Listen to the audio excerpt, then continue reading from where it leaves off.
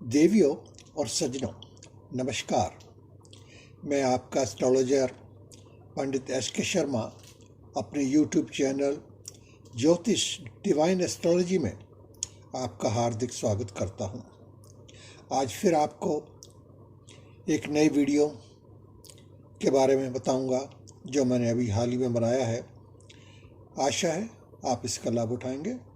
आगे बढ़ने से पहले हमेशा की तरह आप सभी से एक अनुरोध, कृपया लाइक का बटन अवश्य दबाएं, पोस्ट को अधिक से अधिक शेयर करें, कमेंट बॉक्स में अपने कमेंट अवश्य डालें। आप अपना सजेशन भी हमें भेज सकते हैं। अगर आप अपना कोई सवाल पूछना चाहें तो वो भी आप कमेंट बॉक्स में डाल सकते हैं। आइए अब चलते हैं आज के टॉपिक पे, जो हमने बनाया है भगवान महाशिव शंकर के 12 ज्योतिर्लिंग के बारे में। आप जानते हैं कि इस वर्ष मल मास, जिसे पुरुषोत्तम मास भी कहते हैं, आ रहा है। 17 सितंबर 2020 को अमावस के दिन सर्वपितृ श्राद्ध मनाया जाएगा और इसके साथ ही पितृपक्ष पूर्ण हो जाएगा। और अगले दिन से ही यानी कि 18 सितंबर 2020 शुक्रवार से पुरुषोत्तम मास का आरंभ हो जाएगा। ये पुरुषोत्तम मास 16 अक्टूबर तक चलेगा। आप जानते हैं कि मल मास में धर्म कर्म का विशेष महत्व है। इसी को ध्यान में रखते हुए हमने यह पोस्ट तैयार की है, जो भगवान शिव के 12 ज्योतिर्लिंगों के बारे में है। आप जानते हैं कि भगवान शिव केवल देव ही नहीं, वे देवों के देव महादेव के नाम से जाने जाते हैं। यह गौरव हमारे सभी देवताओं में से केवल भगवान शिव को ही प्राप्त है। पुरुषोत्तम मास में भगवान शिव की आराधना से भगवान शिव के दर्शन से अनंत पुण्य की प्राप्ति होती है। आप जानते हैं भगवान शिव की सत्ता अनंत है, इनकी महिमा अपरंपार है। भगवान शिव के ज्योतिर्लिंगों के बारे में अनेक कथाएं हमारे ग्रंथों में प्रचलित हैं और उन सब का अभिप्राय अपने भक्तों की रक्षा और कल्याण करना ही होता है। इसी प्रयोजन से भगवान शिव ने अपनी सत्ता को 12 भागों में विभाजित करके इस भूलोक में ज्योतिर्लिंगों के रूप में विराजमान हुए हैं। इन्हें ही द्वादश ज्योतिर्लिंग के नाम से हम जानते हैं और बड़ी श्रद्धा से इनकी आराधना अर्चना करते हैं। अब मैं आपको इन 12 ज्योतिर्लिंगों के नाम और स्थान के बारे में बताता हूँ। आप चाहें तो इन्हें नोट भी कर सकते हैं, अगर पोस्ट में तो आपको मिल ही जाएंगे। प्रथम नाम हम भगवान श्री सोमनाथ जी का लेते हैं।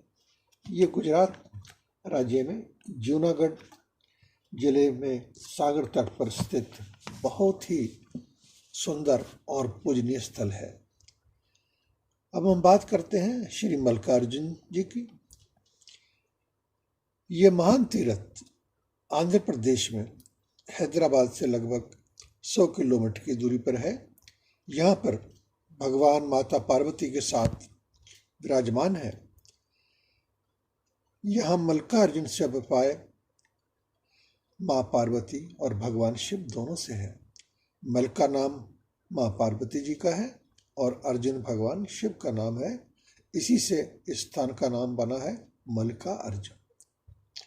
अब हम आगे बात करते हैं भगवान महाकालेश्वर की। यह स्थान मध्य प्रदेश में उज्जैन शहर में शिप्रा नदी के किनारे पर स्थित है। यह शिवलिंग महान चमत्कारी है और रहस्यमय है।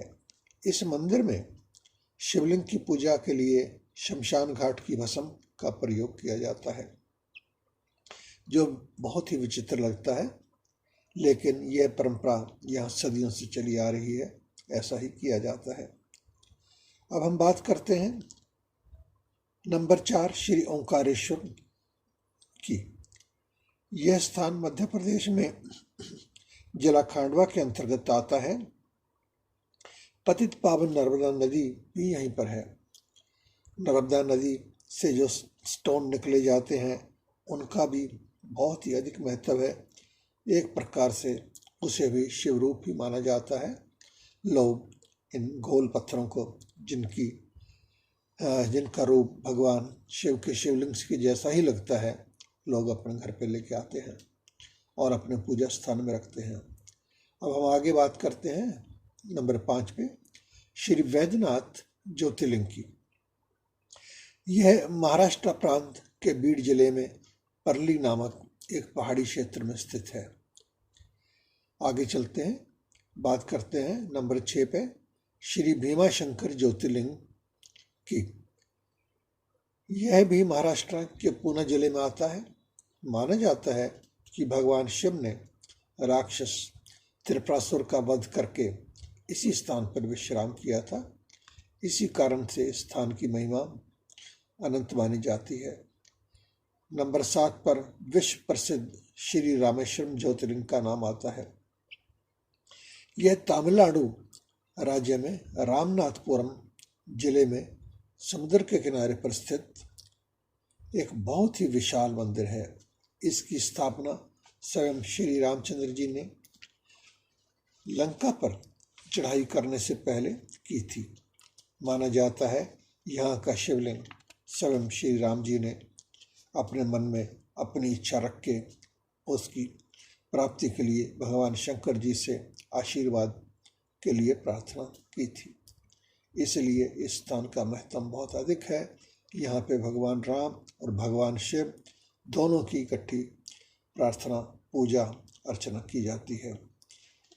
अब हम आगे बात करते हैं 8वें ज्योतिर्लिंग की, जिन्हें हम नागेश्वर कहते हैं। यह स्थान औरंगाबाद से लगभग 200 किलोमीटर की दूरी पर है। आगे बढ़ते हैं, अब बात करते हैं श्री काशी विश्वनाथ के मंदिर की। यह स्थान उत्तर प्रदेश की काशी नगरी में गंगा नदी के पास स्थित है। इस तीर्थ की महानता अपरंपार है। काशी नगरी तो स्वयं में ही भगवान शिव की बनाई हुई है, ऐसा माना जाता है। यहाँ पे भगवान शिव का सदा वास रहता है, सारे विश्व की रक्षा करते हैं। और इस काशी नगरी की रक्षा के लिए ऐसा माना जाता है कि भैरव बाबा सदा ही इस नगर की रक्षा करते हैं। इतिहास में अनेकों बार इस स्थान पे दुश्मनों के विदेशी हमले हुए, लेकिन भैरव बाबा की कृपा से ये स्थान पूर्ण रूप से सुरक्षित रहता है। यहाँ पे भगवान शिव, भगवान भैरव बाबा सदा विराजमान रहते हैं। अब आगे बढ़ते हैं, बात करते हैं नंबर 10 पे श्री त्र्यंबकेश्वर महादेव के ज्योतिर्लिंग की। यह महाराष्ट्र में के नासिक शहर के पास गोदावरी नदी के किनारे पे स्थित है। त्र्यंबकेश्वर महादेव के बारे में एक बात मैं और आपको बता देना चाहता हूँ। जिन भाइयों बहनों की जन्म कुंडली में काल सर्प का योग होता है या कोई और विशेष प्रकार का नेगेटिव कॉम्बिनेशन होता है, उसकी शांति के लिए इस त्र्यंबकेश्वर महादेव के ज्योतिर्लिंग की विशेष महत्वता है। काफ़ी लोग अपने इन ग्रहों की शांति के लिए इस स्थान पर आते हैं। आगे बढ़ते हैं, बात करते हैं हिमालय के उत्तराखंड क्षेत्र में स्थित भगवान श्री केदारनाथ धाम की। यह पहाड़ों के बीच में स्थित है। हर समय बर्फ यहाँ पे ढकी रहती है। बहुत ही मनोरम दृश्य होता है। पहुँचने का मार्ग काफ़ी कठिन है। लगभग सारा साल ही बर्फ पड़ी रहती है। बहुत से झरने यहाँ पे आपको मिलेंगे। दृश्य बहुत ही मनोहर देखने की में बनता है। सर्दियों के मौसम में मंदिर को बंद करना पड़ता है क्योंकि बर्फ़ बहुत ज़्यादा हो जाती है और मौसम बहुत ख़राब होता है। अब अंत में हम बात करते हैं श्री घोषमेश्वर ज्योतिर्लिंग का।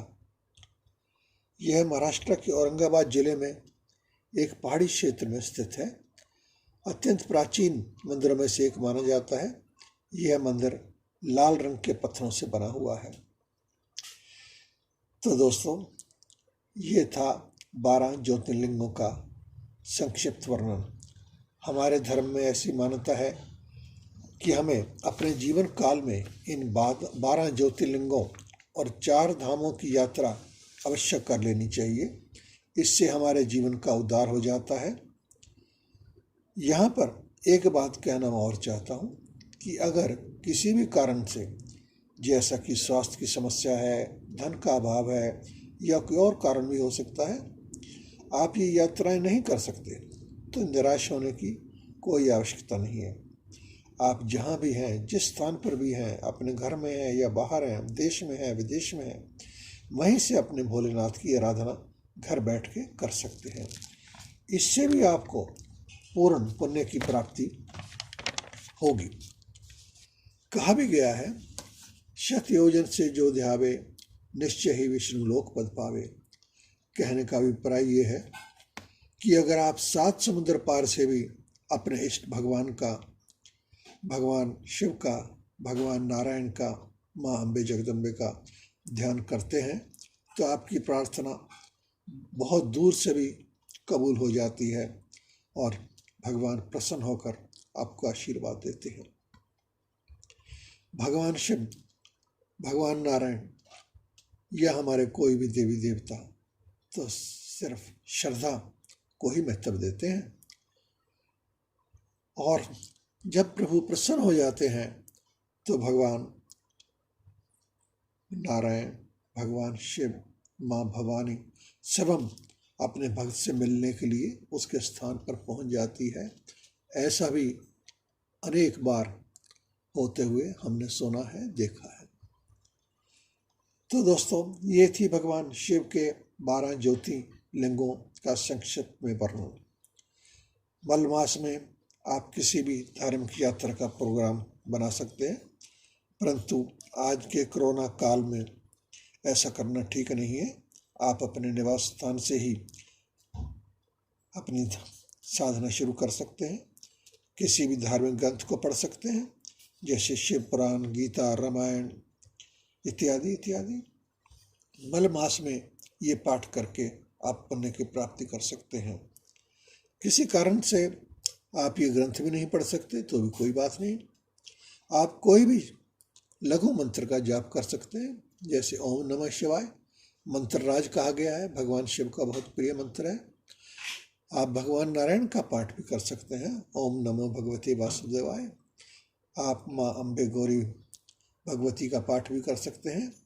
जहाँ भी आपका मन माने, जो भी आपका इष्ट हो, आप उसी का पाठ कर सकते हैं।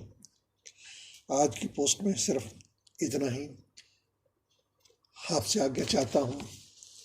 चलते चलते हमेशा की तरह एक निवेदन और है कि कृपया लाइक का बटन अवश्य दबाएं, कमेंट बॉक्स में अपने कमेंट अवश्य लिखें।